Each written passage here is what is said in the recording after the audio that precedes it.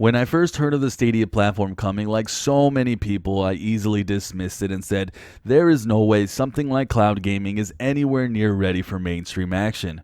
Does it make sense in theory to play from the cloud to any device that has a screen? Well, of course it does, because we consume so much on our phones right now. Cloud gaming has always seemed inevitable in my mind, but not at least for 10 more years down the road. But then something happened. I got a hold of Stadia, and well, I couldn't believe it. This is my 1 month review of Google Stadia.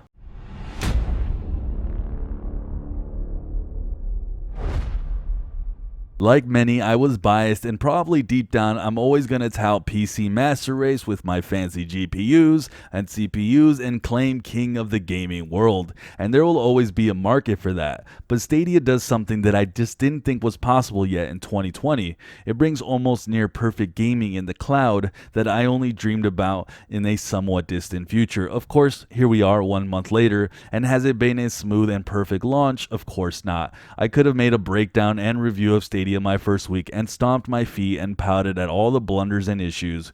Google, where's all these missing features you talked about and hyped us with, like the achievements, the Stream Connect, or heck, I could even complain about the buddy passes that took some days after launch for people to get. Yes, it could have been easy to follow that road, but here we are, a month later, and while this relationship has almost felt like a roller coaster 1 month in, like that crazy ex-girlfriend or boyfriend who told you he or she loves you more than anything in the world, and then 1 minute they are nowhere to be found. It's been amazing and fun, and yet frustrating, but Stadia has shown me the future is closer than I think. I think the thing that blew me away more than anything is how you can play Stadia, whether it's through your phone, your Chromecast Ultra, or Chrome browser, and completely forget you're even playing on the cloud. I can't tell you how many times I've heard that from so many people, but ironically, I've never not realized I've been playing on the cloud because I still can't believe how flawless it's been for me personally. Now, I'm completely aware that a system like this is going to vary wildly from person to person.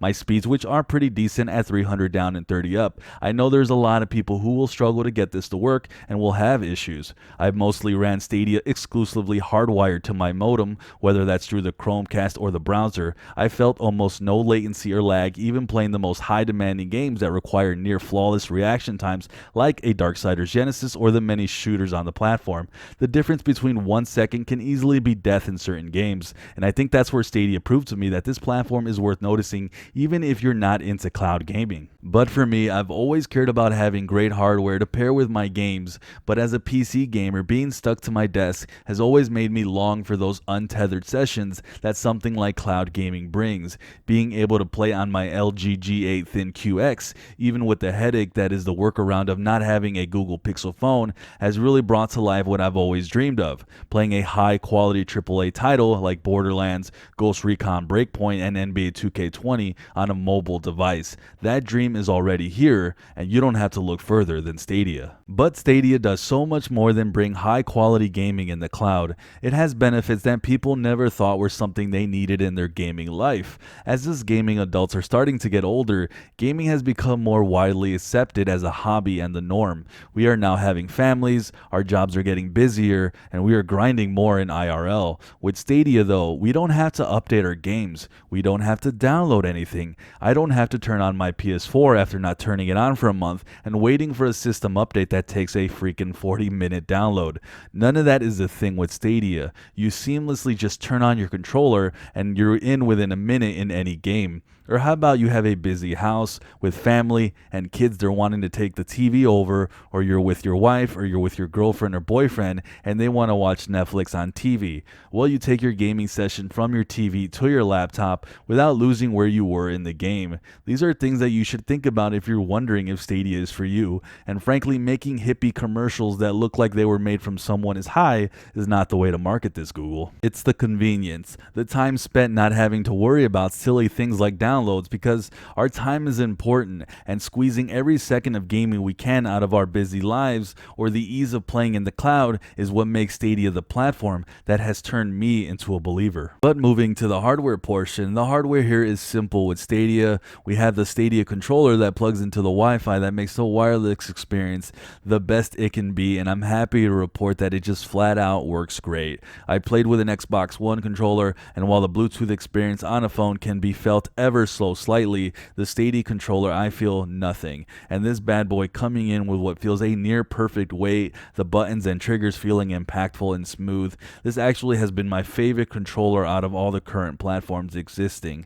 Now, I am a PC gamer, so controllers are not my preferred method, but even playing on a keyboard and mouse has been a once again flawless experience, which has completely threw me off as I didn't expect that, and even playing with a PS4 controller and Xbox controller on my Chrome browser has once again felt great, and I felt no latency whatsoever. Now, as for the Chromecast, this gives us the ability to play this on our TVs and giving us that home console feel. It was my first time using this device, and this is really the best way to play Stadia. You can play on your Chrome browser, but everyone's experience can vary, and this is a knock on Google, as I think there is still some kinks to get out when it comes to the browser experience. But the Chromecast Ultra is a great way to play and dive into your games, and you can tell this is where they really tested and perfected the platform. With that said, it doesn't come without a negative though. The Chromecast Ultras do tend to overheat, and if you decide not to place your Chromecast in an optimal place like I did my first time placing it on the floor on the carpet, it will overheat and shut down.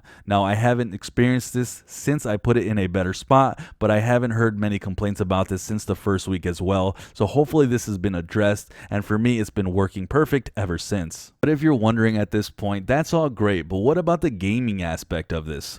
Well, it's been amazing from a gameplay standpoint, but it has had its flaws 1 month in. Games are not running natively at the promised 4K 60 FPS that has been touted so much. At times I've had to say, wow, this game looks like it may be on medium settings, but then we have other games like Grid that just blow you away. Unfortunately, it does seem like the platform might have been rushed from a developer standpoint, as I think many developers weren't ready to port over their games at the touted resolutions that were advertised. Either way, this hasn't deterred my fun or aspect, but understand if this has left many disappointed, and I don't blame you. But despite that, there is a feature that just recently released that has me shocked, and it made me realize that the power of this platform is still just being realized, and that's Stream Connect, the ability to play with others in a multiplayer setup and see their game screens live at the same time as yours, something you can't do anywhere else.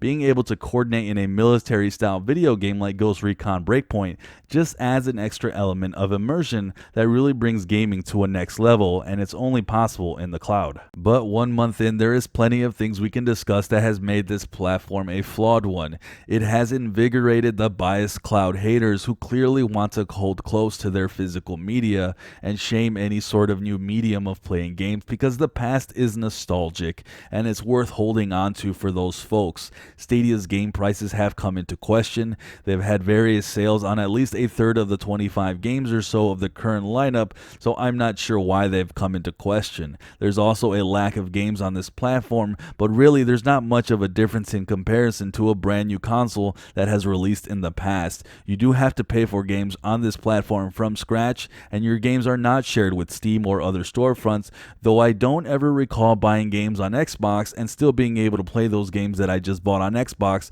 on the PS4. This isn't a Netflix for games because frankly there isn't enough games just yet for that type of service, but I will concede this. At some point I think Stadia does need to be a Netflix style service option down the line to compete. Also, the games not being at 4K is very disappointing, and it's not worth defending in any way, but that's a mixture of the developers still working on figuring out this new hardware and Stadia possibly pushing this out too fast out the door. Also, the price point has been unclear for many, and this has been the #1 culprit for misinformation on this platform, and it has garnered the most hate from people wanting to bash Stadia. People are under the impression you must buy that $130 package on top of games and not realize that a free version is the official release of Stadia, and you don't actually have to pay for anything other than the games themselves when that base free version comes out. Once again, this is on Google for not clearly explaining this and making it more aware that currently Stadia is in a slow rollout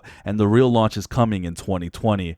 It would also be very irresponsible of me not to mention that if you're in an area with data caps, this platform might not be for you, as my first month has had me go over my caps and pay extra for my bill, but that also depends on how much you game, but data caps being in place isn't Stadia's fault. But with all that said, 1 month in, looking at this platform from a whole scope, it's been worth it, and it's made what I feel as an unbiased onlooker coming from his PC pedestal that cloud gaming gaming is here to stay, and Stadia is the first to really make waves in this space. The technology is finally here. It's not 5 or 10 years from now. Now, that doesn't mean that Google doesn't have a long way to go as a gaming platform, because in that sense, it's still years behind. But they've managed to bring an excellent, working quality gaming experience through the cloud, and I'm happy to report that just 1 month in. The future is closer than we all think. With Google investing in their own gaming studios and never having to upgrade to a next-gen console or upgrade PC parts, Stadia, in my opinion, is a good investment if you're a gamer who just wants to simply sit down and game and not wrap your head around new hardware purchases or download your games or updates or all that annoying fluff that comes with purchasing a console or having a PC. It's not perfect, and I encourage you to test this platform in the future when it's free and available. But with that said, I won't be giving Stadia an official review score today because it still needs more time to finish implementing its full features. And when that comes, I will be giving Stadia my full review. But right now, it has my full recommendation for the go-to platform for cloud gaming, and I'm excited to see where this goes in the future. Now, I want to thank you guys for watching here at Cloud Gaming X, and I encourage you guys to join our Discord to continue the conversation there. And if you have any questions or thoughts about what I've said in this video, please let me know down in the comments, and I would love to know your experience 1 month in. And if you're new or you're wondering about Stadia and you have questions about the platform, let me know down in the comments as well. With that said, I'm Sunny here at Cloud Gaming X, and like always, I hope you guys all have a sunny day.